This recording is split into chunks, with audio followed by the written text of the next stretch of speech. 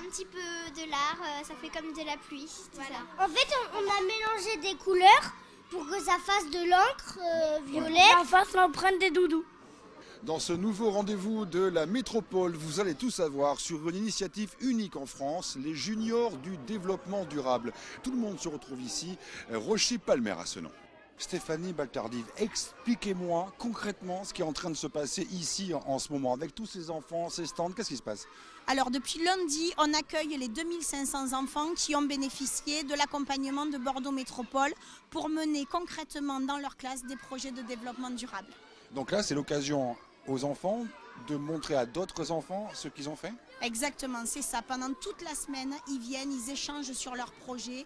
C'est des rencontres, c'est des échanges. Effectivement, on est sur un temps de partage. Allez, revenons à nos moutons, ou plutôt à cette histoire de doudou. C'est en fait le résultat du travail mené pendant toute l'année à l'école Jean Massé à Villeneuve-d'Ornon. Écoutez, nous, ça fait plusieurs années à l'école qu'on est dans le dispositif junior du développement durable.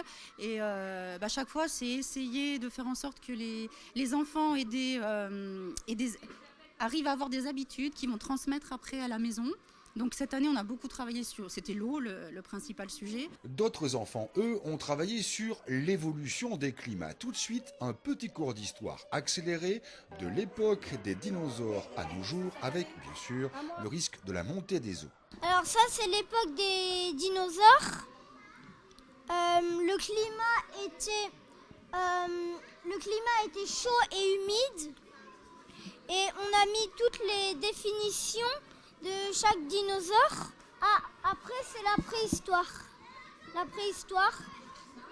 Et le climat était froid et très sec.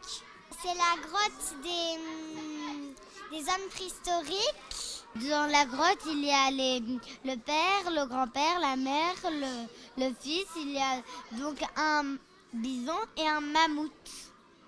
Après, ça, c'est de la neige. Et ça, c'est la montée des eaux, où il y a toutes les personnes qui se réfugient sur les immeubles. Qu'est-ce qui se passe là ? Comment ça se fait que... Le réchauffement climatique. Et puis, en fait, comme on pollue, ça fait monter les eaux, la terre se réchauffe. Ces juniors du développement durable, en quelques chiffres, sachez que 6000 enfants dans toute la métropole sont concernés par ce dispositif, avec quelques 80 actions qui sont menées tout au long, bien sûr, de l'année scolaire, avec les enseignants, mais aussi donc les enfants et de nombreuses structures également qui viennent accompagner les différents projets. Là, par exemple, on s'amuse à découvrir un jeu autour de questions. Et les enfants doivent, vous le voyez certainement derrière moi, répondre correctement aux questions pour faire s'allumer la petite lampe qui dit « Eureka », c'est la bonne réponse, regardez. Alors Anne-Valérique, ces juniors du développement durable, c'est vraiment une initiative spécifique à Bordeaux Métropole. Oui, c'est un dispositif assez unique en son genre qui existe depuis 2003. Donc ça fait quelques années aujourd'hui et puis nous avons chaque année donc ces journées de valorisation pour mettre en exergue un peu tout le travail qui est fait par les enfants, par les enseignants, entourés par les nombreuses associations, la quarantaine d'associations qui travaillent avec nous. Cette année, par exemple, on a vu qu'il y avait beaucoup d'écoles ou de classes qui avaient travaillé en collaboration. Ils ont fait de l'interclasse, de l'inter-école, etc.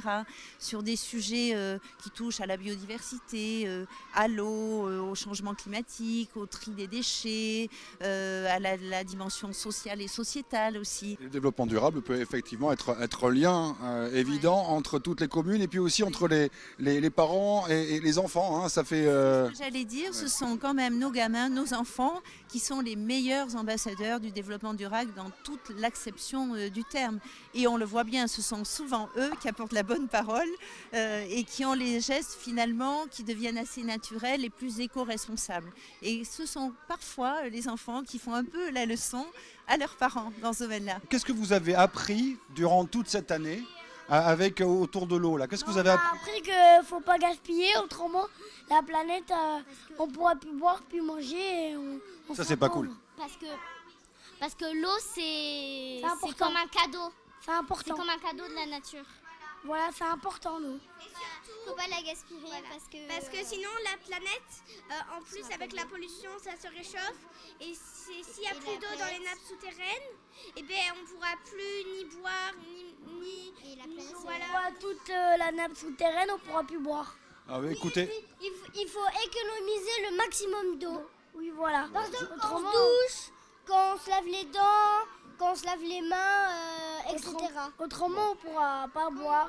mais vous savez quoi les enfants? Je pense que vous avez tout compris. Maintenant, il faut le dire aux grands, c'est ça le problème. Les grands, ils font ce qu'il faut ou pas? Non.